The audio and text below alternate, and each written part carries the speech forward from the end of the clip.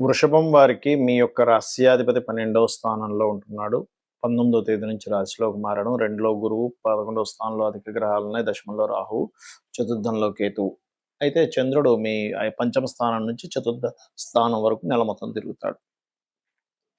ఈ యొక్క ఈ యొక్క గ్రహస్థితిని అనుసరించి మీ వృషభం వారికి ఎలా ఉండబోతుంది, ఏ దేవతారాధన చేసుకోవాలి, ఎటువంటి విషయాల పట్ల మీరు జాగ్రత్తగా ఉండాలి అనేటువంటి అంశాలు చెప్తుంది నేనైనప్పటికీ చెప్పిస్తుంది సాక్షాత్ లలిత అమ్మవారిగా భావిస్తూ, మీకు గ్రహము 12వ స్థానంలో ఉన్నందుకు విదేశీ సంబంధించినటువంటి ప్రయత్నాలు మీకు 19వ తేదీ వరకు అధికంగా ఉంటాయి.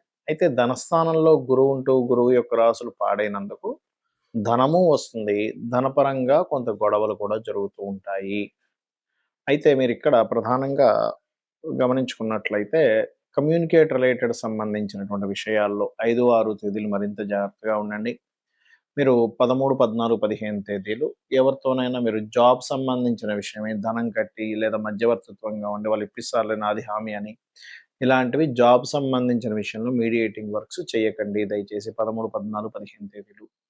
ప్రాపర్టీస్ ఆది మంగళవారాలు అవాయిడ్ చేయండి. ప్రాపర్టీస్ తీసుకునేటప్పుడు తెలియకుండానే కొన్ని లిటిగేషన్ ప్రాపర్టీస్ తీసుకునే ఛాన్సెస్ ఉంటుంది చతుర్థ స్థానంలో కేతు ఉన్నందుకు.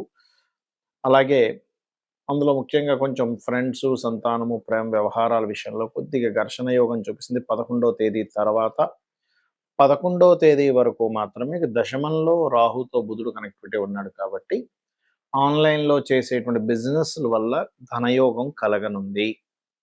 అదేవిధంగా కాస్త వివాహ సంబంధించినటువంటి విషయంలో సప్తమాధిపతి అయినటువంటి కుజుడు శనితోని, రాహుతోని వీళ్ళతో కనెక్టివిటీలో ఉన్నాడు కాబట్టి కొంచెం ఆలస్యం అవ్వడము, కొంచెం తొందరగా ముందుకు కదలకపోవడం లాంటివి జరుగుతుంటాయి.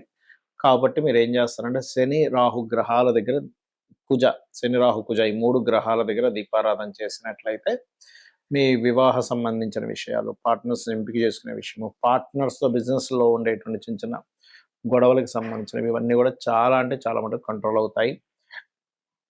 విదేశీ సంబంధించినటువంటి ఉద్యోగ యోగాలు మీకు బాగా కలిసి రావడం జరుగుతుంది, గుర్తుపెట్టుకోండి. అలాగే మరొక విషయం ఏంటంటే ఇక్కడ గమనించినట్లయితే ఇక్కడ మీ జన్మజాతకంలో ప్రధానంగా ఈ యొక్క కాంబినేషన్స్లో పర్టికులర్గా గమనించినట్లయితే ఈ వృషభం వారికి ధనాధిపతి ఎప్పుడైతే బుధుడయ్యాడో, పంచమాధిపతి కూడా బుధుడు మనకి ఉపాసనాకారకుడు ఆయన పాపగ్రహాలతో కలుస్తున్నాడు కాబట్టి 11 తర్వాత తీసుకునే నిర్ణయాలు జాగ్రత్తగా తీసుకోండి. శని, కుజ, రాహు గ్రహాల దగ్గర దీపారాధన చేయండి. విష్ణు ఆరాధన, లక్ష్మీ నరసింహస్వామి ఆరాధన చేయండి. అన్ని విధాలు బాగుంటుంది. ఇప్పుడున్నటువంటి కండిషన్స్, ఒకవైపు యుద్ధాలు జరుగుతున్నాయి, ఒకవైపు షేర్ మార్కెట్లో క్రాషెస్ వస్తున్నాయి, గోల్డ్ రిలేటెడ్ సంబంధించినటువంటి అప్ అండ్ డౌన్స్ చాలా ఎక్కువగా ఉన్నాయి. దీని అంతటికీ మనకి ఉన్న గ్రహస్థితికి చాలామంది అడుగుతున్న ప్రశ్నలు కూడా ఏంటంటే ఇక్కడ మీ రాశిలో ఉండే గ్రహాలు అవిచ్చే మహాదశలు, అంతర్దశలు, వాటికి ఉండే యోగాలు ఒక ఎత్తు అయితే బయట ఉండే కండిషన్స్ మన గోచారంలో ముండేన్ ఆస్ట్రాలజీ అంటారు, మైథుని జ్యోతిష్యము, అది ప్రపంచ దేశాలు అంటే మొత్తం ప్రపంచంలో ఎలా జరగబోతుంది, ఎటువంటి ఫలితాలు ఉంటాయని చెప్పేది. అయితే నేను చాలా కాలం నుంచి చెప్పుకుంటూ వస్తున్నాను, 3-4 నెలల నుంచి కూడా ఇది యుద్ధం వైపు దారితీస్తుంది, యుద్ధాలు పెరుగుతాయి, ఆగినట్టు ఆగి మళ్ళీ వస్తాయి అని. అయితే ఇక్కడ ఏంటంటే ప్రధానంగా ఇక్కడ గ్యాస్కి ఇప్పుడంటే పెద్దగా మనకేమీ కమర్షియల్ మీద ఎఫెక్ట్ పడింది, కానీ దాని తర్వాత నాన్ కమర్షియల్ మీద కూడా ఎఫెక్ట్ పడనుంది. కాబట్టి ఖచ్చితంగా అందరూ కూడా ఇంట్లో ఇండక్షన్ స్టవ్, ఇంకా ఏ మార్గాల్లో బొగ్గులైతే బొగ్గులు, కర్రలైతే కర్రలు, ఈ మార్గాల్లో 2-3 మార్గాల్లో పెట్టుకోండి వండుకునే పద్ధతి.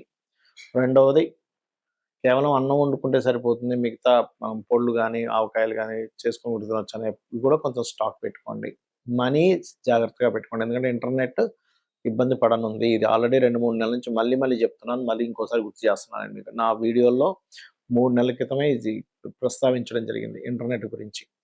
అలాగే మరొక విషయం ఏంటంటే ఎందుకంటే క్యాష్ కొంచెం పెట్టుకుంటే ఇంటర్నెట్ కట్ అయినా మనం ఇవాళ రేపు మనం వాడేటువంటిది ఏదైతే ఉంటుందో ఈ ఫోను స్కానింగ్ చేసి అదొక ఇబ్బంది అయితే పరిస్థితి ఏంటి కాబట్టి.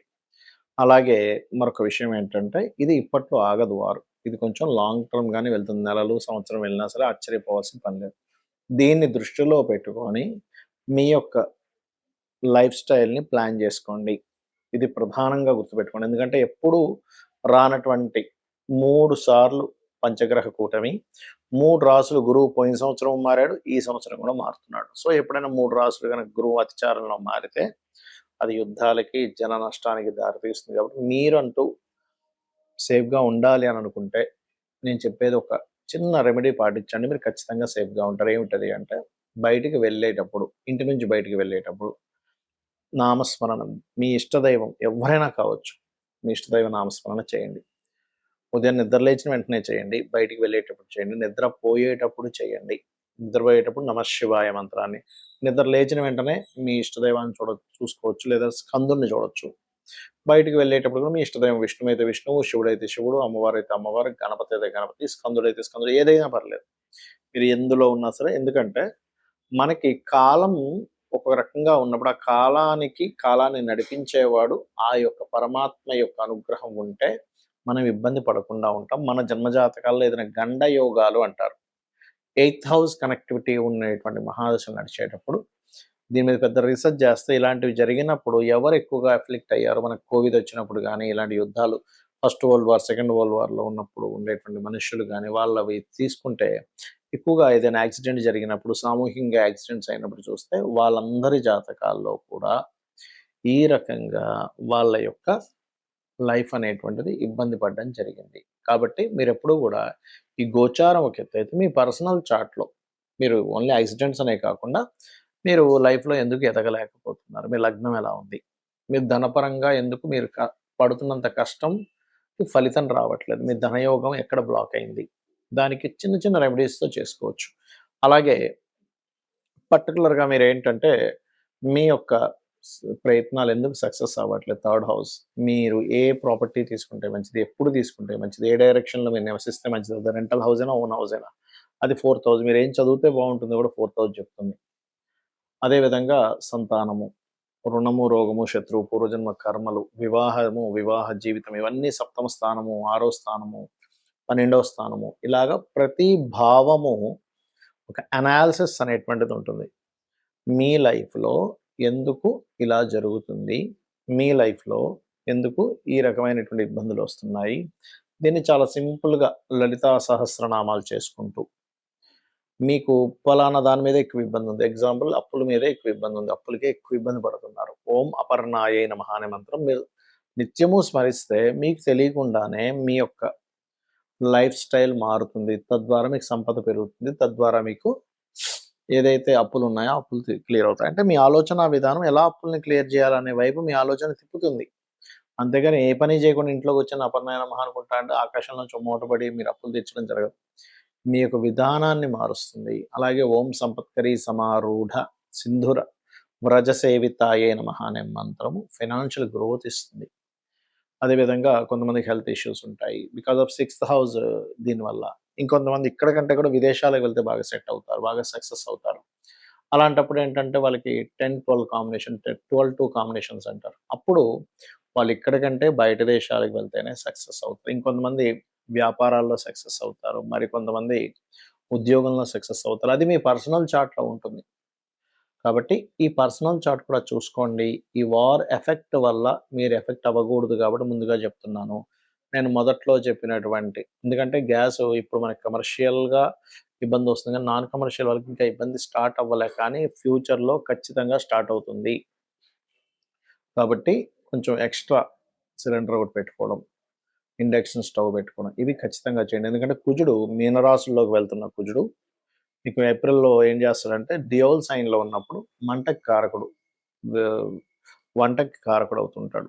కాబట్టి అక్కడేమవుద్ది డియోల్ అంటే ప్రతి ఇంట్లో 2, 3 పొయ్యిలు పెట్టుకునే యోగాన్నిస్తాడు. కాబట్టి అటువంటి ఫలితాలు రానున్నాయి కాబట్టి చేయండి. నిత్యము లలితా సహస్రనామాలు చేసుకోండి. అన్ని విధాలా మీకు బావుంటుంది.